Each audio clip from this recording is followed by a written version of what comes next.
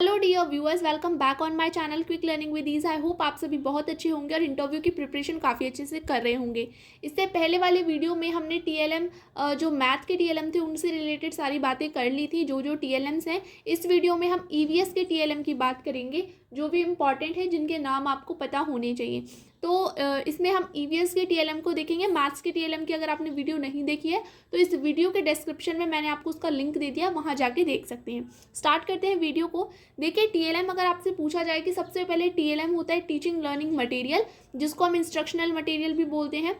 तो अगर ये पूछा जाए कि टीएलएम कैसा होना चाहिए, आपके हिसाब से बताइए कि टीएलएम कैसा होना चाहिए। तो देखिए, टीएलएम आपका सिंपल होना चाहिए।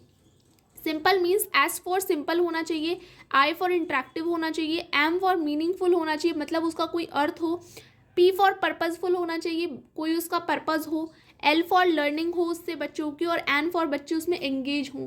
ठीक है, ऐसा ना हो कि बच्चे अपने में शोर मचा रहे हैं, उनको बिल्कुल भी उसमें इंटरेस्ट ना आए, तो बच्चे उसमें एंगेज हों, ये सबसे ज़्यादा इंपॉर्टेंट है। और सिंपल हो, मतलब बहुत ज़्यादा क्या हो, पैसे का ना हो या बहुत ज़्यादा एक्सपेंसिव ना हो।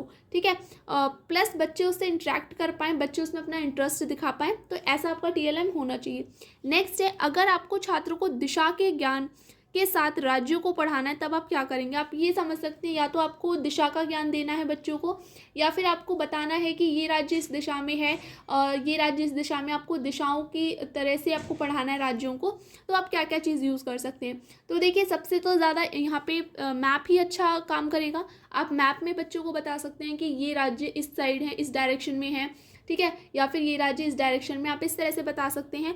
नेक्स्ट, आप एक एक्टिविटी भी करा सकते हैं बच्चों की डायरेक्शन के ऊपर।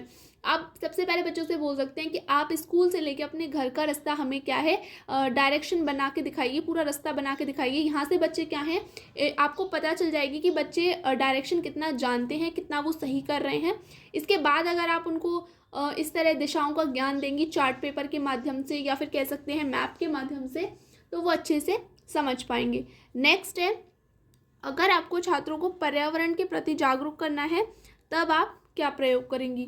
तो जब आपको पर्यावरण के प्रति जागरूक करना है बच्चों को, तो आप पोस्टर्स यूज़ कर सकती हैं। उससे रिलेटेड आप पोस्टर दिखा सकती हैं, like air pollution, water pollution से रिलेटेड।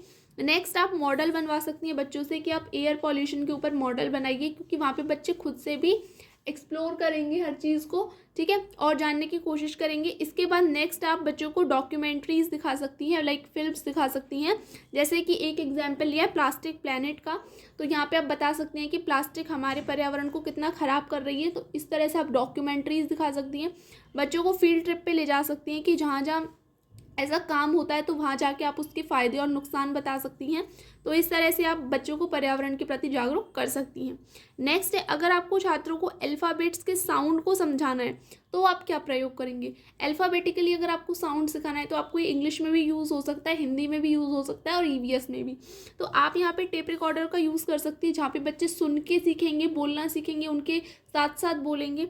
नेक्स्ट, आप फोनिक सॉफ्टवेयर्स का यूज़ कर सकती है। काफ़ी सारे फोनिक सॉफ्टवेयर्स आते हैं, फ़ोन में भी आप डाउनलोड कर सकते हैं इनको। तो यहाँ से सुन सुन के, जो बच्चा पढ़ना नहीं जानते हैं, जो बच्चे अल्फ़ाबेट्स को बोलना नहीं जानते हैं, तो वो यहाँ पे मतलब ये सॉफ्टवेयर उनकी उस तरह से हेल्प कर सकते हैं। नेक्स्ट बात कर लेते हैं। इसके बाद नेक्स्ट है, अगर आपको छात्रों को हेल्थ के प्रति जागरूक करना है, तब आप क्या प्रयोग करेंगे। तो जब आपको उनकी हेल्थ के बारे में, उन्हें जंक फूड के बारे, नुकसान के बारे में बताना है, या हेल्दी फूड या बैलेंस डाइट के बारे में बताना है, तब आप क्या यूज़ कर सकते हैं। तो देखिए, आप यहाँ पे पपेट शोज़ यूज़ कर सकते हैं। पपेट शो से आप बच्चों को बहुत अच्छे से जागरूक कर सकते हैं, उनको इसमें इंटरेस्ट भी आएगा और वो बहुत सारी चीज़ें जानेंगे भी।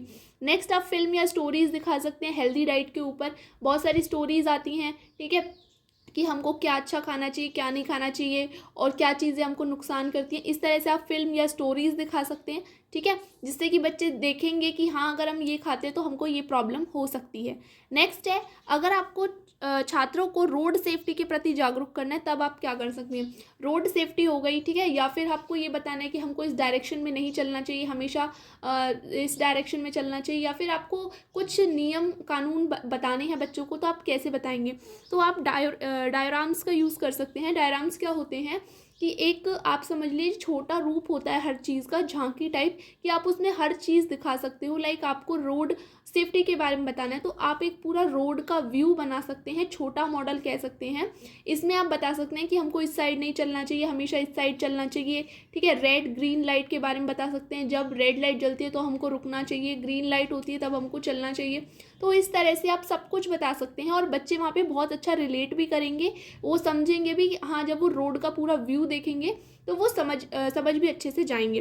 प्लस आप स्लाइड्स या साइलेंट फिल्म्स का भी यूज़ कर सकते हैं। अगर आप डायग्राम्स नहीं बना पा रहे हैं तो आप स्लाइड्स का यूज़ कर सकते हैं। आप काफ़ी सारी स्लाइड ले सकते हैं, ठीक है, कि हमको किन चीज़ों का ध्यान रखना चाहिए, और वो बच्चों को आप प्रोजेक्ट करके दिखा सकते हैं या फिर आप फिल्म के रूप में दिखा सकते हैं उनको, ठीक है। साइलेंट फिल्म्स भी होती हैं बहुत सारी जिनमें आवाज़ें नहीं होती हैं और वो फिल्म चलती रहती हैं और आप बच्चों को वहाँ पे मतलब डिक्टेट करके बताते रहते हैं।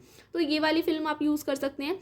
छात्रों में अच्छी आदतों के विकास के लिए कोई टीएलएम, तो छात्रों में अगर आपको अच्छा आदतों का विकास करना है तो देखिए रेडियो में बहुत सारी स्टोरीज आती हैं, बच्चों को सुनवा सकते हैं। नेक्स्ट है प्ले, आप बच्चों को प्ले करवा सकते हैं, एक किसी भी टॉपिक के ऊपर बच्चों को प्ले करवा सकते हैं, जिससे कि बच्चे क्या करेंगे, उसमें खुद पार्टिसिपेट करेंगे तो वो और अच्छा जान पाएंगे कि क्या अच्छी आदतें हैं, हमको क्या फॉलो करना चाहिए, ठीक है। नेक्स्ट है आप स्ट्रीट शोज़ करा सकते हैं, लाइक नुक्कड़ नाटक होते हैं बहुत सारे, तो बच्चे उसमें पार्टिसिपेट करेंगे, खुद से पार्टिसिपेट करेंगे तो ज़्यादा अच्छा सीखेंगे, ठीक है।